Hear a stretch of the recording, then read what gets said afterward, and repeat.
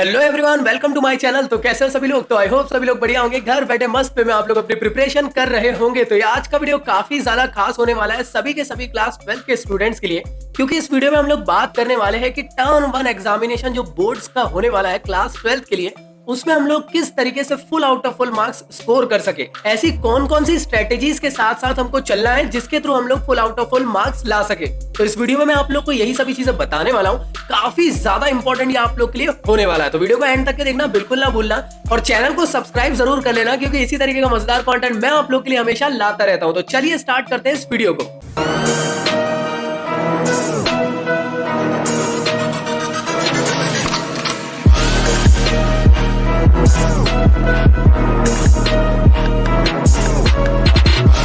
Recently आप सभी लोग को मालूम है कि आप लोग का सिलेबस सीबीएसई की तरफ से रिड्यूस हो गया है। रिड्यूस होने के साथ साथ आप लोग का सिलेबस को बाइफ्यूरिएट कर दिया गया है टर्म 1 और टर्म 2 के अंदर।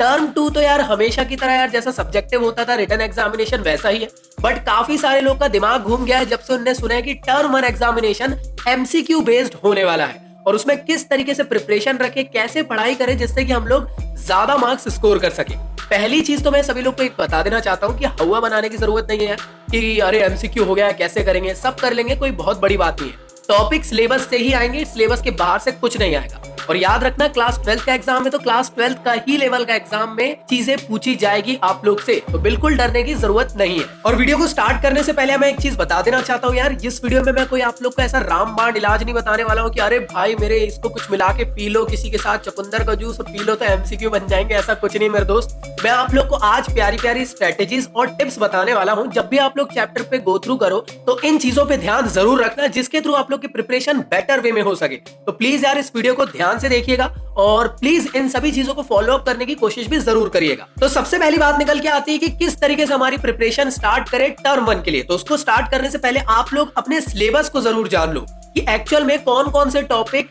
या कौन कौन से चैप्टर आप लोग के टर्म 1 के अंदर आने वाले हैं। काफी सारे स्टूडेंट ऐसे होंगे एक्चुअल में उन्होंने अभी तक के सिलेबस पे गो थ्रू नहीं करे होंगे और उनकी ये सबसे बड़ी गलती भी मानी जा सकती है। तो प्लीज मेरी रिक्वेस्ट है सबसे पहले अपने सिलेबस को चेकआउट करें, कौन कौन से टॉपिक डिलीट हो चुके हैं उनको पहले पॉइंट आउट कर लो, साथ में कौन कौन से चैप्टर आप लोग के टर्म 1 में उसको एक लिस्ट बना के अलग से रख लो। तो चलो भैया, आपने कह दिया कि सिलेबस देख लो, तो हमने सिलेबस देख लिया। अब हमारी प्रिपरेशन चालू कैसे करें, कौन सी बुक से पढ़ने की कोशिश करें। तो एक चीज याद रखना, सीबीएसई अपने एग्जामिनेशन में जब भी क्वेश्चंस प्रिपेयर करता है तो वो एनसीईआरटी से ही करता है। और ये जिंदगी में पहली बार ऐसा हुआ है कि आप लोग का फाइनल एग्जामिनेशन एमसीक्यू बेस्ड होने वाला है। तो हमेशा से एक चीज याद रखना, जो भी इंस्टीट्यूट अगर एग्जामिनेशन को कंडक्ट करवा रहा है तो वो अपनी ही बुक से सबसे पहले प्रेफरेंस देगा और उसी से ही क्वेश्चंस बनाएगा।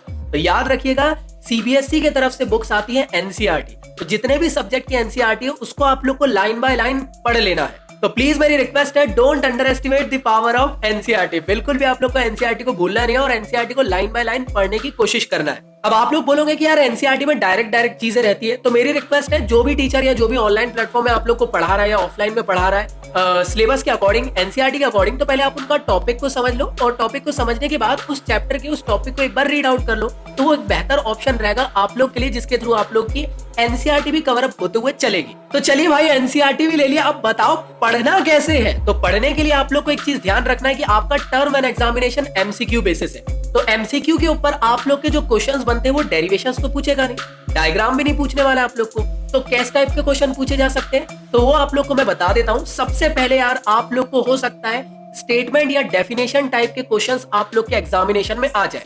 यार किसी भी टॉपिक का एक डेफिनेशन आप लोग को दे देगा, आगे पता करो कि भैया ये किसकी डेफिनेशन है, या फिर आप लोग को एनसीईआरटी की कोई भी प्रॉपर्टीज का या फिर किसी भी चीज का आप लोग को छोटा सा एक फिल इन द ब्लैंक्स दे दे स्टेटमेंट के तौर पे और बोल दे कि इसके बारे में बताओ कि ये किस चीज को फिलअप कर रहा है। तो इस तरीके के क्वेश्चंस आप लोग को आ सकते हैं डेफिनेशन और स्टेटमेंट के बेसिस पे। इसके अलावा आप लोग को जितने भी बुक्स में अगर आप लोग को फुल फॉर्म वगैरह दिख रहे हैं, जैसे अगर फिजिक्स में जाओगे तो एलईडी वगैरह आप लोग को मिल जाएगा, फिजिकल एजुकेशन में जाओगे तो आप लोग को डिसऑर्डर के काफी सारे फुल फॉर्म्स वगैरह है, जैसे ओडीडी, एसपीडी, है ना, तो ओडीएचडी, तो इनके फुल फॉर्म्स वगैरह आप लोग से पूछे जा सकते हैं एग्जामिनेशन में, क्योंकि एमसीक्यू इसी टाइप से पूछे जाते हैं। इसके अलावा आप लोग से फॉर्मूले या फिर डेट्स के फॉर्म में एग्जामिनेशन में क्वेश्चन आ सकते हैं। तो अगर आप साइंस बैकग्राउंड से हो तो आप लोग को फॉर्मूले बेसिस से क्वेश्चन पूछे जा सकते हैं कि बताओ इनका कौन सा फॉर्मूला है।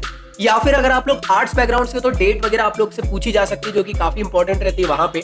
इसी तरीके से फिजिकल एजुकेशन में भी मैं कहूँ तो जैसे फिक्सचर वाला जो पोर्शन है वो टर्म 1 में तो पूछा जा सकता है कि नंबर ऑफ मैचेस निकालने का कौन सा फॉर्मूला है। तो इस तरीके से फॉर्मूले बेसिस में आप लोग को चीजें पूछी जा सकती है। इसके अलावा आप लोग को न्यूमेरिकल्स वगैरह अगर पूछे जाएंगे एमसीक्यू में तो वो चीज याद रखना कि वो 1 मार्क्स या 2 मार्क्स के अकॉर्डिंग ही आप लोग को पूछे जा सकते हैं। तो इसलिए छोटे न्यूमेरिकल्स की प्रिपरेशन ज्यादा करने की कोशिश करो। तो प्लीज यार मेरी रिक्वेस्ट है कि छोटे न्यूमेरिकल्स की तरफ ज्यादा ध्यान देने की कोशिश करें। अगली चीज जो आती है कि अगर आप लोग किसी भी टॉपिक को पढ़ रहे हो तो उसके प्रोज एंड कॉन्स को जरूर पढ़े। समझ में आया? तो जैसे इलेक्ट्रिक फील्ड लाइंस के बारे में अगर पूछ लिया तो इसमें से कौन सी इलेक्ट्रिक फील्ड लाइंस की प्रॉपर्टी नहीं है या फिर इसके डिसएडवांटेजेस नहीं है, एडवांटेजेस नहीं है, इस टाइप की चीजें आप लोग से एग्जामिनेशन में पूछी जा सकती है। तो जब भी आप लोग अपनी प्रिपरेशन करने बैठते हो किसी भी चैप्टर को अगर आप लोग पढ़ रहे हो तो जो मैंने आप लोग को अभी स्टार्टिंग के पॉइंट्स बताया, डेफिनेशन हो गए, स्टेटमेंट हो गया, फॉर्मूले हो गए, छोटे छोटे न्यूमेरिकल्स हो गए और जो छोटे मोटे कॉन्सेप्ट है इनको आप लोग को धीरे धीरे ध्यान से पढ़ते हुए चलना है, जल्दबाजी में भागना नहीं है। एक चीज याद रखिए, जल्दबाजी करोगे तो प्रॉब्लम हो जाएगी, क्योंकि अभी हम लोग को यहाँ पे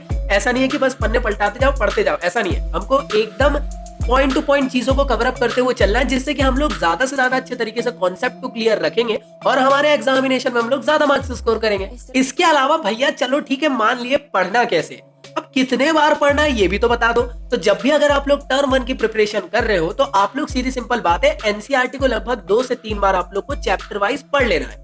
ऐसा नहीं कि रोज रोज पढ़ो, आप लोग के ऊपर डिपेंड करता है। आप लोग चाहो तो वीकली भी कवर अप कर सकते हो। तो एक इंपॉर्टेंट बात मैं आप लोग को बताना चाहता हूँ कि यार अगर कोई भी ऐसी बुक है जो अपनी लैंग्वेज में बातें कर रही है, ठीक है, एनसीईआरटी को फॉलो अप नहीं कर रही, तो प्लीज मेरी रिक्वेस्ट है ऐसे बुक्स की तरफ बिल्कुल मत जाए। स्ट्रिक्टली जो एनसीईआरटी को फॉलो अप कर रही है या चुपचाप से यार एनसीईआरटी को पढ़ जरूर लेना, क्योंकि स्टेटमेंट, क्वेश्चन, सब चीजें यहीं से बनने वाली है, घुमा फिरा के यहीं से आने वाला है। तो सबसे मेन चीज एनसीईआरटी को बिल्कुल अंडर एस्टिमेट नहीं करना है। अब नेक्स्ट चीज आती है कि भैया चलो पढ़ना कैसे वो भी समझ लिए, कितने बार पढ़ना है वो भी समझ लिए। अब एक बात बता दो कि नोट्स कैसे बनाए। तो नोट्स बनाने के लिए आप लोग को एक चीज याद रखना है कि ट्रेडिशनल मेथड से जैसे आज तक अपने नोट्स बनाते हुए आए आप लोग, टर्म 1 के लिए बिल्कुल वैसे नोट्स नहीं बनाना है। टर्म 1 के लिए एकदम प्रिसाइज नोट्स होने चाहिए, जो कि शॉर्ट नोट्स या फिर आप लोग कह सकते हो कि जिस्ट के फॉर्म में आप लोग को नोट्स को प्रिपेयर करना है। तो इस चीज को ध्यान रखें कि नोट्स आप लोग के बहुत ज्यादा प्रिसाइज हो और साथ में अपनी लैंग्वेज में नोट्स ना बनाते हुए आप लोग थोड़ा एनसीईआरटी को साइड बाय साइड रखते हुए अपने शॉर्ट नोट्स बनाने की कोशिश करें, जो एग्जाम के टाइम में भी काफी ज्यादा इंपॉर्टेंट रहेंगे।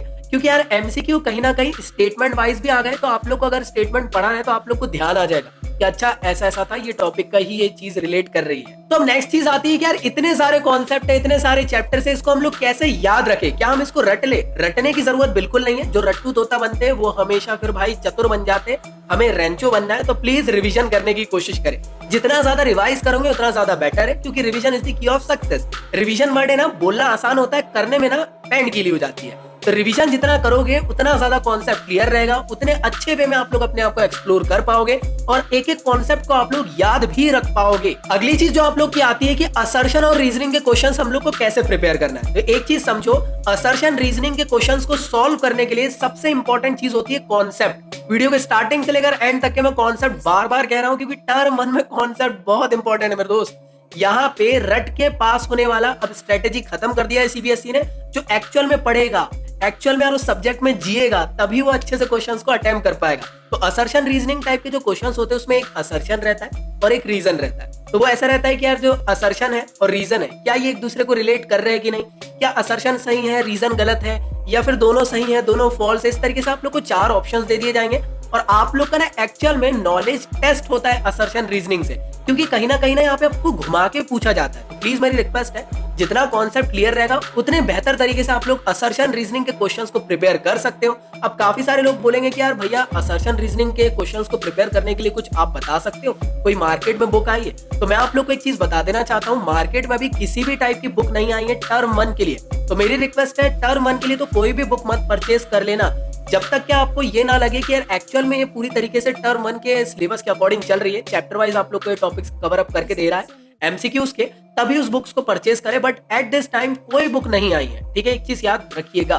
तो अभी हो सके तो अपने कॉन्सेप्ट पे ध्यान दें, अभी वक्त है आप लोग के पास, बेझिझक आप लोग अच्छे से पढ़ाई कर सकते हो। और अगर आप ये वीडियो को बाद में देख रहे हो तो हो सकता है मार्केट में बुक्स आ चुकी हो, तो आप लोगों ने जब चैप्टर को कवर अप कर चुके हो तो आप लोग उन बुक्स के अंदर ढेर सारे आप लोग को असर्शन रीजनिंग के क्वेश्चंस मिल जाएंगे, तो उसके थ्रू अपने नॉलेज को टेस्ट कर सकते हो कि कितना अच्छा आपको बन रहा है। और मेरी गारंटी यार, कॉन्सेप्ट क्लियर रहेगा तो असर्शन रीजनिंग हलवा है। अब नेक्स्ट चीज एक और इंपॉर्टेंट है कि केस स्टडी के क्वेश्चंस कैसे करना है। तो केस स्टडी स्टडी के क्वेश्चंस किस टाइप के होते हैं यार, आप लोग को एक छोटा सा स्टेटमेंट दे दिया जाएगा और उसके आप लोग के 5 क्वेश्चंस बना दिए जाएंगे, ठीक है। जैसे वो इंग्लिश में रहता था ना, रीडिंग कंप्रहेंशन वगैरह वाला जो पोर्शन रहता था, लेकिन वहां पे कुछ भी कथा कहानी दे दी जाती थी और इसी में से आप लोग को टॉपिक के क्वेश्चन के आंसर मिल जाते हैं। लेकिन यहाँ पे ऐसा नहीं होगा भाई, यहाँ पे थोड़ा सा आप लोग को स्ट्रिक्टली रहेगी चीज। मतलब आप लोग को एक छोटा सा स्टेटमेंट दे दिया, उस स्टेटमेंट के बारे में अगर आप लोगों ने पहले से पढ़े हो तो सीधी सिंपल बात है, आप क्वेश्चन देख के ही डायरेक्ट आंसर कर दोगे, वो स्टेटमेंट पढ़ने की जरूरत भी नहीं है। और अगर नहीं पढ़े हो तो फिर थोड़ी सी प्रॉब्लम जा सकती है। तो मेरी रिक्वेस्ट यार, अभी भी फिर से बोल रहा हूँ, कॉन्सेप्ट क्लियर तो सब बनेगा। कॉन्सेप्ट क्लियर है तो भाई टॉपिक का ही देखो, आप लोग अगर जैसे फिजिक्स का टॉपिक है तो वो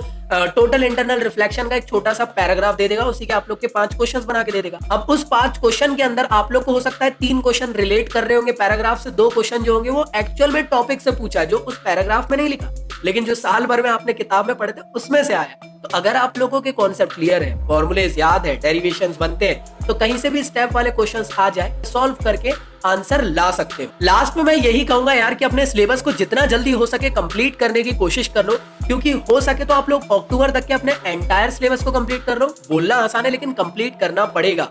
अगर आप इसको कंप्लीट कर लेते हो तो आप लोग खुद सोचो कि आप लोग के पास फिर वक्त ही वक्त है टर्म 1 के लिए अच्छे से प्रिपेयर होने के लिए। 1 महीने के अंदर आप लोग टर्म 1 के लिए प्रिपेयर हो सकते हो। साइड बाय साइड आप लोग को बर्डन नहीं होगा जब टर्म 2 होगा, क्योंकि 2.5 मंथ के अंदर आप लोग आधा सिलेबस नहीं कर पाओगे। अक्टूबर तक के आप लोग अपने सिलेबस को कंप्लीट करने की कोशिश कर दो। जैसे अक्टूबर तक के आप लोग जाओगे तो टर्म 2 तक का सिलेबस आप लोग का कंप्लीट होगा। साइड बाय साइड टर्म 1 के जितने टॉपिक्स कवर अप हो चुके उसको रिवीजन में चलते हुए चलना। जैसे एग्जाम आप लोग का डिक्लेयर होता है तो आप लोग प्रिपेयर हो सकते हो, ये मेरी गारंटी है। और अगर आपको ऐसा लगता है यार कि अक्टूबर तक के आप सिलेबस नहीं कंप्लीट कर सकते हो, तब भी आप लोग यार 80% सिलेबस को तो कंप्लीट करके रख लेना, जिससे कि आप लोग 1 महीने का गैप देके टर्म 1 की अच्छे से प्रिपरेशन कर लेना अक्टूबर में, और नवंबर में आप अपना एग्जामिनेशन दे देना।